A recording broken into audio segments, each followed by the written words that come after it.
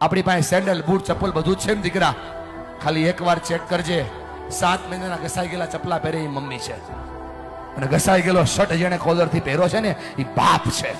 તમને ફરક પડે કે ના પડે, એમને ફરક પડે છે.